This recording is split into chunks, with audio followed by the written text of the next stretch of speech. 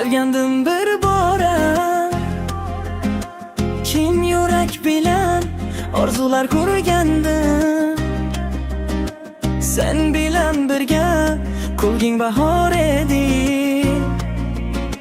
Sovuq qalbimga endi esa qolding armonlarimda. Ishongandim sening har bir so'zingga, bog'langandim qalbingdagi izlarga. Bir kun kelib ketarsan deb o'ylamadim, seni yo'qotishga hech ko'nikmadim. Sevgandim bir bora, unutolmadim. Sensiz o'tgan kunlarga ko'nik olmadim. Yuragimda qolgan o'sha muhabbat, vaqt o'tsa ham so'nib yo'qolmadi. Tunlar bilan dardim gaplashib qolgan, ko'zlarimda jim sog'inchlar uyg'ongan. Balki bir kun yana uchrasharmiz biz. Yarim qolgan sevgi qaytar balki iz. Bir qarashing yetgan edi baxtimga. Ishongandim sen bilan kelajakka. Qo'llarimdan ushlab ketgan kunlaring endi qoldi yuragimning tubida. Ketding sekin, hech narsa demading. Orzularini nega yarim qoldirding?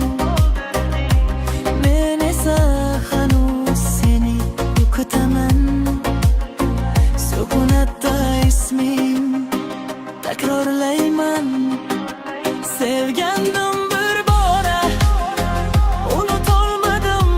Sensiz o'tgan kunlarga ko'nik olmadim. Yuragimda qolgan o'sha muhabbat,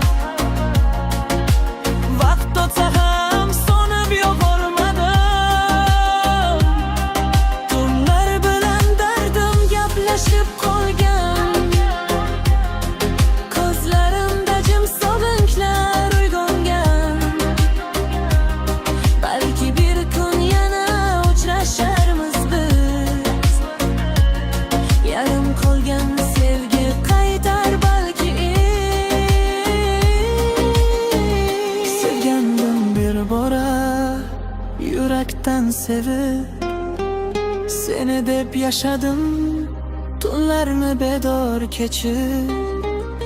Endi esa qolgan faqat xotira. Ko'zlarimda jim titraydi sog'inch yana.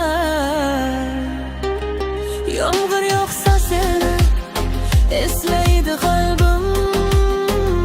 Har tomchida yashirin qolgan dardim. Bir muhabbat ketdi iz qoldirib, men esa yolg'izlikka topqirib. Sevgan